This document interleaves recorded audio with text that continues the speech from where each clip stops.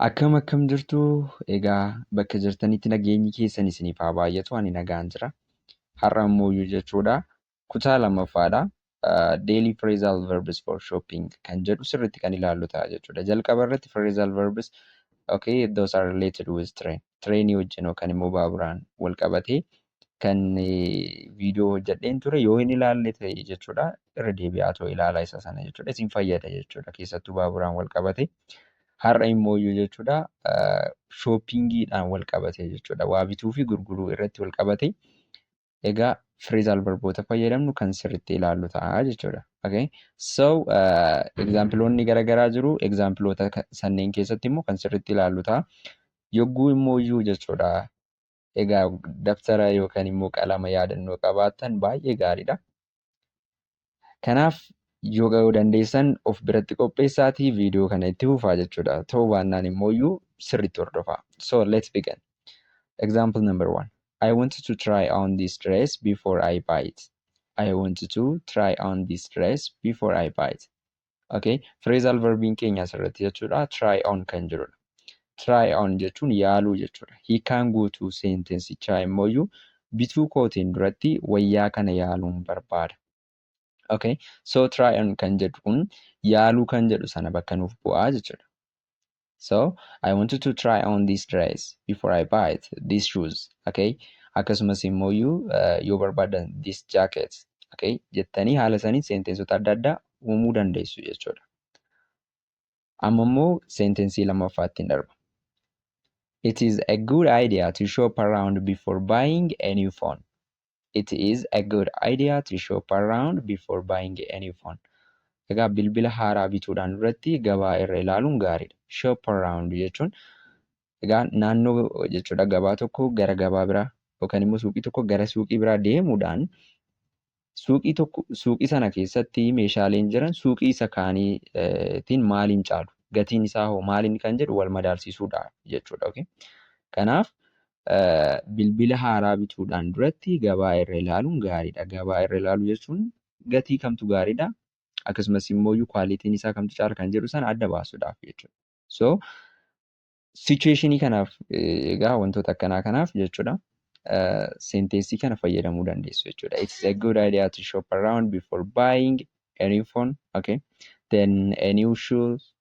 Then if you want a new laptop jecha haala saniin you can make a lot of sentences. Okay. Then number 3, can you help me pick out the gift for my friend? Can you help me pick out the gift for my friend?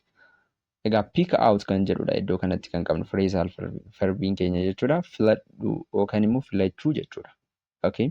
Pick out jechuun hiikaan isaa guutuun immoo kennaa hiriyaa kootiif akkan filadhu na gargaaruu dandeessaa jechuudhaaf jechuudha. Okay. So can you help me pick out the gift for my friend? Then if you want, okay, the shoes, akkan filadhu shoes yoo ta'e bituudhaaf yoo ta'e jechuudha. Then the shirt if you want clothes, fruit yoo ta'e immoo mango maal jecha. You can make a lot of sentences jechuudha. Then number 4 egaa afuraffaa bira geenyeerra. Then the concert ticket is sold out within hours. The concert ticket is sold out within hours. Tikkeettiin konsertiidha sa'aatii muraasa keessatti gurgurama. Sold out jechuun gurguramu jechuudha. Sold jechuun ni beektu. Sale kan jedhurraa dhufe jecha sale jedhurra. Sale jechuun gurguruu jechuudha. Okay? So sold out jechuun immoo gurguramu yookaan gurguruu jechuudha. Okay? So the concert ticket is sold out within hours. Tikkeettiin konsertiidha sa'aatii muraasa keessatti gurgurama jechuudhaaf fayyadamna jechuudha. Okay? Then the fifth sentence, okay? I'm looking for new shoes. I am looking for new shoes. Mine kophee haaraan barbaada. Iddoo kanarratti looking for jechuun barbaada jechuudhaafidha. Okay? For example, manatti amma mana teessanii jechuudha. I'm looking for my sister hunda jedhee obboleettii kootiin barbaada jechuudha. As gabaa deemtan immoo then I'm looking for new shoes, new phone hojjetan egaa wanta bituu barbaadan sana jechuudhaaf. Okay? Kophee haaraan barbaada haala saniin okay bilbila haaraan barbaada jechuudhaan seentensii godhuudha jechuudha. Okay? Then egaa isa ja'affaa kana immoo isiniif dhiisa. Okay? just maal gootu koomentii irratti naaf barreessitu egaa hagam hubattaniirti kan jedhu.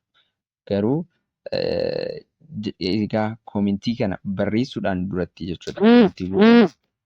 Kan gubbaadha naaf galeera, nuuf galeera, naaf galeera kan jedhu adda baasuu qabdu. Dubbisaa sana booddee irratti ifa erga isiniif ta'een booddee kan jahaffaa sun simpiliidha jechuudha. Kanaaf phrasal verbiiwwan har'a ilaalle jechuudha. Tokkoffaa try on yaaluu jechuudha. Shop around gabaa irra naanna'anii sana booddee irratti amala gabaa sana gatii kwaalitiidhaan wal qabatee adda baafachuu jechuudha. Pick out filachuu jechuudha. Sold out jechuun immoo gurguruu yookaan gurgurame jechuudhaafis ni danda'ama. Sold out simple past dha. Especially sold sell gurguruudha. Sold jechuun simple past agarsiisa jechuudha. Gurgurame jechuudha. Then looking for immoo barbaadu jechuudha. Kan jahaffaa take back kan jedhuu fi akkasumas immoo hiikaasaa guutuu jechuudha. Comment irratti naaf gochuu keessan hin raaffatina. I need to take back this shirt because it doesn't fit me. Comment irratti lafa naaf godhaa jechuudha. So that's all for today. Gaaffii yoo qabaattan comment irratti naaf barreessuu dandeessu siniin jedha. Kan hafeen immoo kallattiidhaan barachuu yoo barbaaddan bilbila kanaan na dubbisuu dandeessu jechuudha. Bilbila kanaan na dubbisa. Akkasumas immoo share, like, subscribe gochuu keessan akka hin raaffanne